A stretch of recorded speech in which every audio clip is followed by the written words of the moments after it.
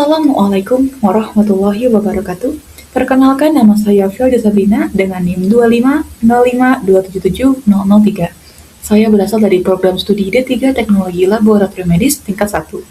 Sebelumnya, saya ucapkan terima kasih kepada Bapak Doni Setiawan SSI MBiotek selaku dosen pengampu mata kuliah Bahasa Indonesia yang telah memberikan tugas presentasi ini.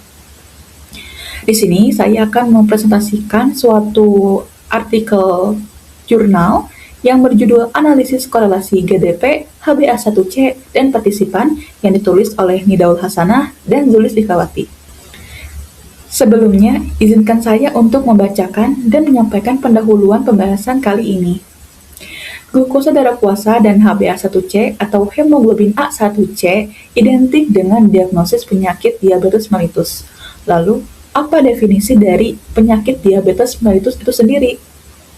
Poin pertama, menurut Sulistyo tahun 2019, kelompok suatu penyakit metabolik dengan karakteristik hiperglikemia yang diakibatkan oleh kelainan sekresi insulin atau kerja insulin dinamakan diabetes mellitus.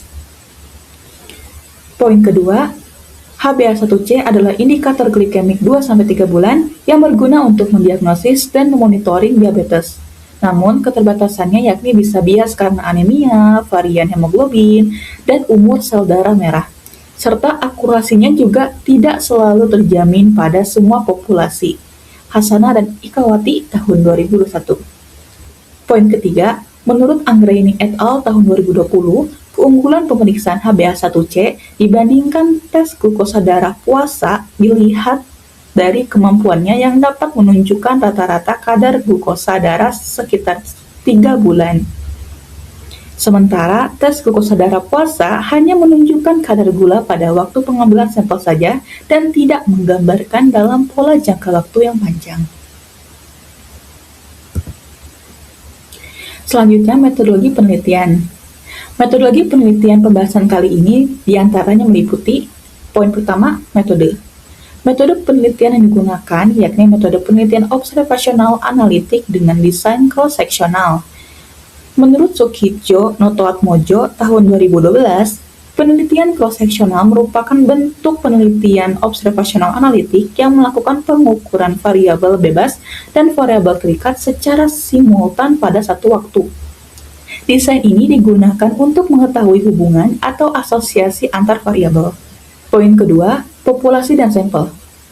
Ada 100 partisipan dari populasi pasien diabetes mellitus tipe 2 di Provinsi Daerah Istimewa Yogyakarta. Dari sampel yang memenuhi berjumlah sebanyak 88 partisipan. Poin ketiga, pemeriksaan. Pemeriksaan yang dilakukan yakni pemeriksaan glukosa darah puasa dan HbA1c via darah kapiler. Poin keempat, tujuan.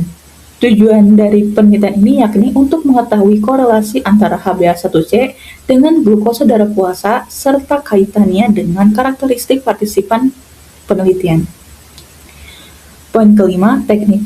Teknik pengumpulan data yang digunakan dalam penelitian ini ada dua, yakni wawancara dan uji lab. Di sebelah kanan kita ada diagram alir penelitian, mulai dari persiapan, rekrutmen, seleksi partisipan, kemudian pengukuran HbA1c dan GDP, lalu wawancara karakteristik, lalu analisis data menggunakan SPSS, dan yang terakhir hasil. Selanjutnya, merupakan hasil dari penelitian.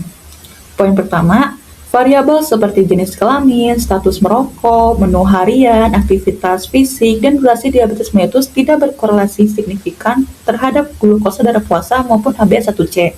Hasanah dan Ikawati tahun 2021. Poin kedua, glukosa darah puasa berkorelasi positif sedang dengan HbA1c, dengan artian semakin tinggi glukosa darah puasa, maka HbA1c akan meningkat. Hasanah dan Ikawati tahun 2021. Poin ketiga, menurut Hasanah dan Ikawati tahun 2021, glukosa darah puasa dan HbA1c berkorelasi negatif dengan kepemilikan glukometer. Artinya, pasien yang memiliki glukometer cenderung memiliki glukosa darah puasa yang lebih rendah. Poin keempat, menurut Hasanah dan Ikawati tahun 2021, HbA1c menunjukkan korelasi negatif rendah namun signifikan dengan beberapa karakteristik partisipan, yaitu usia, tingkat pendidikan, komorbiditas, konsumsi obat rutin, dan kepemilikan glukometer. Artinya, semakin baik karakteristik tersebut, maka nilai HbA1c akan semakin rendah. Selanjutnya simpulan. Simpulan yang dapat diambil dari penelitian ini yakni diantaranya, pertama, glukosa darah puasa secara signifikan berkorelasi positif dengan HbA1c dengan kriteria korelasi sedang. Hasanah dan Ikawati tahun 2021. Poin kedua, glukosa darah puasa dan HbA1c sama-sama dapat dijadikan acuan penilaian status gula darah meskipun HbA1c tetap menjadi indikator paling representatif. Hasanah dan Ikawati tahun 2021. Poin ketiga, menurut Hasanah dan Ikawati tahun 2021, kepemilikan glukometer menjadi faktor signifikan yang dapat membantu pasien memiliki kontrol gula darah lebih baik. Artinya, glukosa darah puasa dan HbA1c akan lebih rendah. Poin keempat, pada studi di Indonesia oleh Eliza dan lain-lain, medication adherence dengan good blood sugar control HbA1c kurang dari 7% menunjukkan hubungan signifikan prediabetes 0,05. Ini berarti menunjukkan bahwa kepatuhan obat merupakan faktor penting dalam pencapaian kontrol glikemik. Berikut merupakan referensi yang saya gunakan, mulai dari e-book dan jurnal. Saya menggunakan total ada 3 buah jurnal dan 2 buah e-book. Baiklah, karena kita sudah berada di ujung pembahasan, izinkan saya untuk menutup presentasi ini.